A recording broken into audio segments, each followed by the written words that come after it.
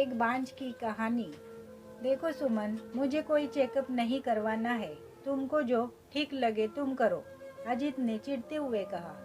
लेकिन आप जानते हैं मेरी रिपोर्ट्स बिल्कुल सही है। बरसों से मैं बांझ होने का ताना सुन रही हूँ। 7 साल हो रहे हैं हमारी शादी को। शादी से पहले हमने ये वादा किया था, एक दूसरे का साथ देंगे हम। मेरे और आपके परिवार के खिलाफ जाकर हमने ये शादी की। बहुत प्यार करती हूँ मैं आपसे। सिर्फ एक बार चल कर दिखा दे। विश्वास रखिए, जो भी होगा मैं कभी आपका साथ नहीं छोड़ूंगी। सुमन की आंखें आंसुओं से भीग गई थी। ठीक है, आज शाम को हम चलेंगे। अजित ने हामी में सर हिलाया। सुमन ने उसे गले लगा लिया। आज से 9 साल पहले दोनों एक दूसरे से मिले थे। दोनों एक दूसरे से पहली बार ऑफिस में मिले। पहली ही नज़र में अजीत को सुमन पसंद आ गई थी, पर सुमन की तरफ से ऐसा कुछ नहीं था। पर अजीत ने हार नहीं मानी। उसने बेझिझक अपने दिल की बात सुमन को बता दी। सबसे बड़ी बाधा ये थी कि सुमन और अजीत अंतरजातीय थे। सुमन के परिवार वाले बड़े रूढ़िवादी विचारधारा वाले थे। सुमन को पता था वो नहीं मानेंगे। सुमन ने अजीत को न में जवाब दे दिया। उस दिन के बाद अजीत ऑफिस ही नहीं आया। सुमन को बड़ी चिंता हुई। उसके दोस्तों से उसे पता चला कि उसने अपना हाल दीवानों जैसा बना लिया है। न कुछ खा रहा है न पी रहा है। घर वाले भी परेशान है। सुमन किसी तरह अजीत से मिली तो उसकी हालत देखकर स्तब्ध रह गई थी। उसे यकीन नहीं हो रहा था कि कोई उसे दीवानों की तरह प्यार कर सकता है। सुमन का दिल भी आखिर पिघल ही गया।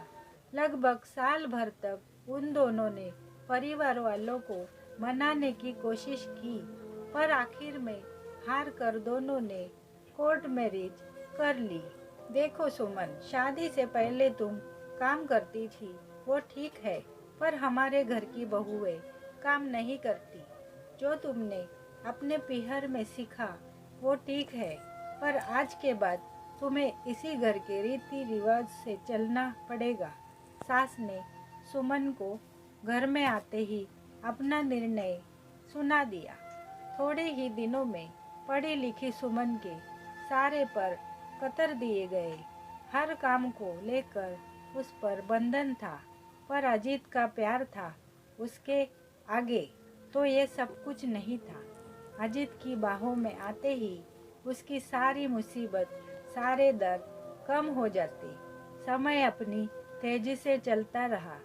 सुमन ने अपने आप को परिवार के सांचे में ढाल लिया। शिकायत करना तो उसने जैसे सीखा ही न था। शादी को 4 साल हो गए। धीरे धीरे दोनों पर बच्चे के लिए दबाव आने लगा। धीरे धीरे सुमन पर घर वाले और दबाव डालने लगा। हमने तो आते ही 4 साल में 3 बच्चे जन्म दिए। हमारी बड़की बहू को देखो, शादी के अगले ही साल मुन्ना हमारी गोद में आ गया। पर ये इन पढ़े लिखे लोग हैं ना, इनके चोचले ही ज़्यादा होते हैं। सासू माँ पड़ोस में रहने वाली पंडिताइन चाची को कह रही थी। सुमन को आते देख उनकी आवाज़ का टोन थोड़ा ऊंचा हो गया था। ऐसा नहीं था कि उन दोनों को बच्चा नहीं चाहिए था, पर सुमन कंसीव ही नहीं कर पा रही थी। धीरे धीरे तो ये सवाल सुमन के गले की फांस बन गया था। सुमन का आना जाना मुश्किल हो गया। हर किसी का एक ही सवाल कि खुशखबरी कब सुना रही हो। माँ जी का ताना, बहू क्या मेरे मरने के बाद खुशखबरी सुनाएगी क्या? अड़ोस पड़ोस सब जगह चर्चा